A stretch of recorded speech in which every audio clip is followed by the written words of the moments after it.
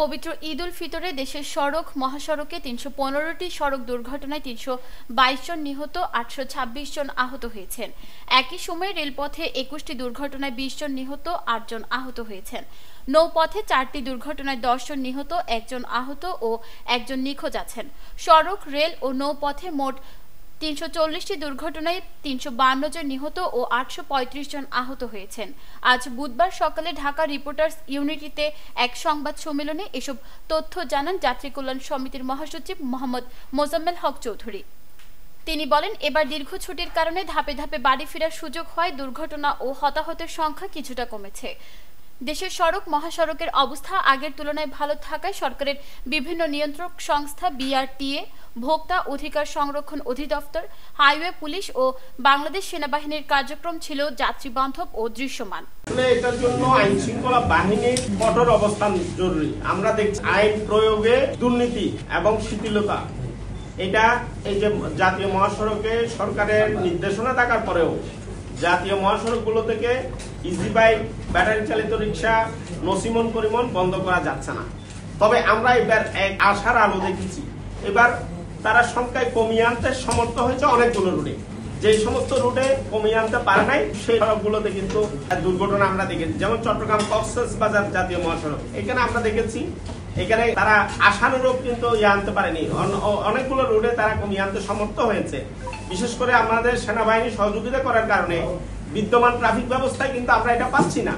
আমরা সেই কারণে আমরা দেখছি যেখানে সেনাবাহিনী অ্যাক্টিভ থাকে সেখানে কিছু তাদেরকে মানছে, কিন্তু আমাদের যে প্রচলিত ট্রাফিক ব্যবস্থা, এই প্রচলিত ট্রাফিক ব্যবস্থা অনিয়ম দুর্নীতির সাথে জড়িত।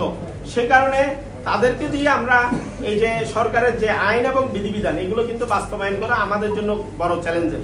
ঈদ যাত্রা শুরুর দিন ২৪ মার্চ থেকে ঈদ শেষে কর্মস্থলে ফেরা ৭ এপ্রিল পর্যন্ত ১৫ দিনে ৩১৫টি সড়ক দুর্ঘটনায় ৩২২ জন নিহত, ৮২৬ জন আহত হয়েছেন। ২০২৪ সালের ঈদ উল ফিতরে ৩৯৯টি সড়ক দুর্ঘটনায় ৪০৭ জন নিহত ও ১৩৯৮ জন আহত হয়েছিলেন। গত বছরের সঙ্গে তুলনা করলে এবারের ঈদে সড়ক দুর্ঘটনা ২১.০৫%, প্রাণহানি ২০.৮৮%, আহত ৪০.৪১% কমেছে। প্রতিবেদনে দেখা যায় বরাবরের মতো এবারেও দুর্ঘটনার শীর্ষে রয়েছে মোটরসাইকেল। এবারের ঈদে ১৩৫টি মোটরসাইকেল দুর্ঘটনায় ১৫১ জন নিহত, ১৫৫ জন আহত হয়েছেন, যা মোট সড়ক দুর্ঘটনার ৪২.৮৫%, নিহতের ৪৬.৮৯% এবং আহতের ১৮.৭৬% প্রায়। মোহাম্মদ মোজাম্মেল হক চৌধুরী বলেন, বর্তমান সরকারের সময়ে সড়কে মাফিয়া সিন্ডিকেট ভেঙে দেওয়ায় ও নিয়ন্ত্রক সংস্থা বিআরটিএ সহ আইন শৃঙ্খলা বাহিনী কঠোর অবস্থানে থাকায় সড়কে খানিকটা শৃঙ্খলা ফিরেছে। দীর্ঘ ছুটির কারণে ধাপে ধাপে বাড়ি ফেরার সুযোগ কাজে লাগানোর কারণে স্বস্তিদায়ক যাতায়াতের পাশাপাশি দুর্ঘটনা কিছুটা কমেছে। মোটা দাগে আমরা তিনটা কারণ চিহ্নিত করেছি। এক নম্বরে এবার মাফিয়া তন্ত্র মুক্ত ছিল। আর যদিও আমাদের পুরো বাস, আমাদের যে টোটাল পরিবহন ব্যবস্থা যাত্রী পরিবহনের ৩০% কেবল বাসে হয়েছে, কিন্তু বাস মালিকদের প্রভাবটা আমরা অতীতে যে মাফিয়া মালিকদের দেখেছি, তারা যখনই একটা প্রভাব বিস্তার করে তখন এটার এফেক্ট কিন্তু একেবারে রিক্সার গায়েও গিয়ে দেখায়। আমরা এটা এবার লক্ষ্য করেছি। এবার মালিক সমিতির একটা প্রভাব মুক্ত ছিল, অন্যদিকে আইন শৃঙ্খলা বাহিনীর একটা আন্তরিকতা ছিল। আমরা দেখেছি আইন শৃঙ্খলা এই পুলিশকে আমরা এইবার যেভাবে ব্যবহার করা গেছে, অন্যবার মালিকদের প্রভাবের কারণে ব্যবহার করা যায়নি।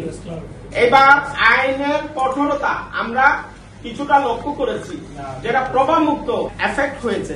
এবার ভোক্তা অধিকার সংরক্ষণ অধিদপ্তর, বিআরটিএর যে অভিযানগুলো, এই অভিযানগুলো ছিল যাত্রী বান্ধব। অতীতে আমরা দেখেছি আমাদের পর্যবেক্ষক টিমও ওখানে থাকে, আমরা তাদেরকে যখন অতিরিক্ত ভাড়া নিচ্ছে আমরা যখন তাদের কাছে কমপ্লেন করি, তারা ইনিয়ে বিনিয়ে ওখান থেকে চলে যাওয়ার চেষ্টা করে। এবার কিন্তু তারা খুঁজে খুঁজে এই ঘটনাগুলো উদ্ঘাটনের চেষ্টা করেছে। অর্থাৎ সরকারের যদি আন্তরিক থাকে, রাজনৈতিক প্রভাব মুক্ত থাকে, মালিক সমিতির প্রভাব মুক্ত থাকে, তাহলে একটা ইজ্জত স্বস্তিদায়ক হতে পারে। এটা এবার আমরা খানিকটা লক্ষ্য করেছি। এই ধারাবাহিকতা যদি বর্তমান অন্তর্বর্তী সরকার অব্যাহত রাখে, আমি মনে করি সড়কের শৃঙ্খলা ফেরানোর ক্ষেত্রেও এটা কাজে লাগানো যেতে পারে। দুর্ঘটনা প্রতিরোধে কিছু সুপারিশ দিয়েছে সংস্থাটি। এগুলো হলো মোটরসাইকেল ও ব্যাটারি চালিত রিকশা আমদানি ও নিবন্ধন বন্ধ করা, জাতীয় ও আঞ্চলিক মহাসড়কে রাতের বেলায় অবাধে চলাচলের জন্য আলোকসজ্জার ব্যবস্থা করা, দক্ষ চালক তৈরির উদ্যোগ গ্রহণ, যানবাহনের ডিজিটাল পদ্ধতিতে ফিটনেস প্রদান, গুরুত্বপূর্ণ জাতীয় মহাসড়কে সার্ভিস লেনের ব্যবস্থা করা। নিউজ ডেস্ক, দৈনিক পূর্বকোণ।